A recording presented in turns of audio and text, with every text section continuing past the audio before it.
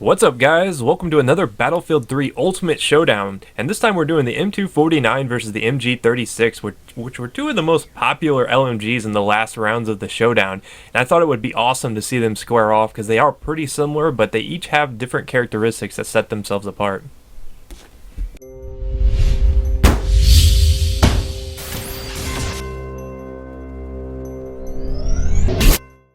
But I'm super excited about this week because two of my favorite LMGs are going to be squaring off in the MG36 and the M249. They're some of my favorites, but last week we did the MP7 versus the P90, and it was close, guys. It was super close. I would say the MP7 won by a hair in the polls, but in the comments, the P90 was dominant. So I would have to say it's a tie. I mean, this is what I was worried about, and it was really, really close. So if you want to be a part in this week's episode, be sure to vote in the Facebook poll and leave your comments at the end of the video.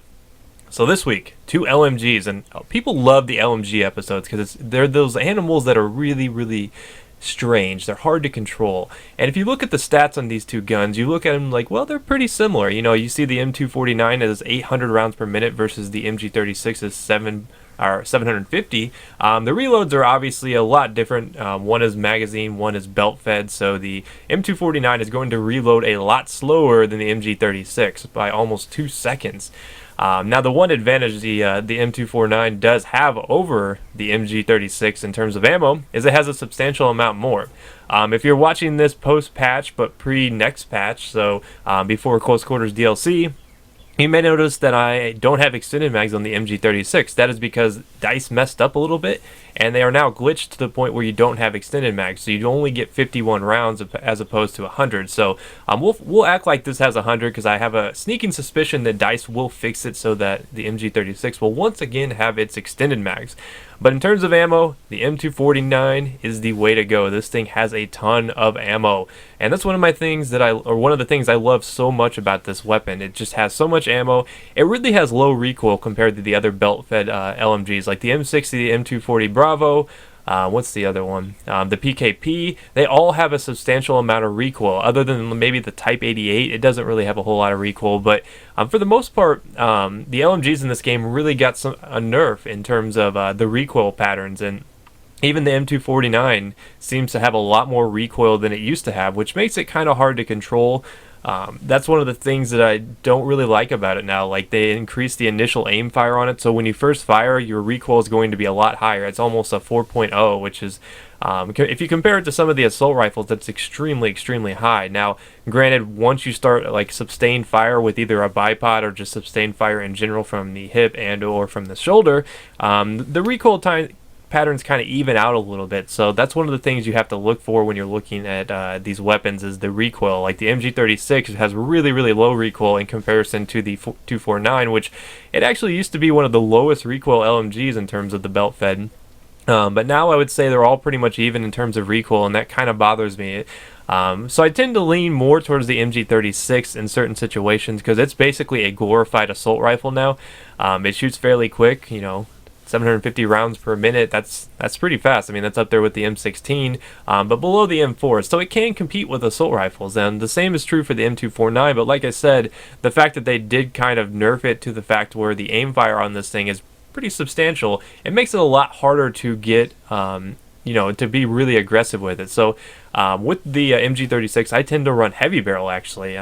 Because it doesn't really have a whole lot of upward recoil. Most of the recoil on the MG36 is side to side, so that makes it a pretty prime candidate for the foregrip if you're looking for some attachment advice. Now, on the M249, I found that it works a substantial amount better with the higher zoom scopes like the infrared or the 3.4 times zoom. Another advantage that the M249 seems to have over the MG36 is the fact that it has better hip fire. Now, when I looked that up, I was like, wow, are you kidding me? I had to literally double check that because I've always felt like the MG36 has some of the best hip fire, when in reality, the M249 actually does have better hip fire in all categories in all situations. So that's kind of surprising to me. I always felt like the MG36 was a hip-fire monster, being that it is one of those weapons that you can run around with and treat it like an assault rifle. So this week you have two interesting choices. You have the M249, which used to be an absolute beast, but now is kind of just a shell of its former self that it was before the patch. It has a lot more recoil than it used to have. Or do you want a weapon that's a glorified assault rifle with, an extra, 20 rounds in it? So really, when you boil it down, the MG36 actually only has, 4 extra rounds over the M27. So until they give us back our extended mags, I would say that the M249 is the clear-cut winner, just because you do have to reload so frequently with the MG36 now, because they did take away one of the biggest advantages in my book, was the extended mags. But like I said, I think that's something that DICE will fix. I think it's just a bug in the patch, and hopefully once Close Quarters comes out, we can once again experience the awesomeness that was once the MG36. But even if it gets the extended mags back, I still think I have to give the winner to the M249. I just like it too much. It's just one of the most practical LMGs in the game. It doesn't do the most damage. Obviously, the PKP, the 240 Bravo, and what's the other one? M60. Can't forget him.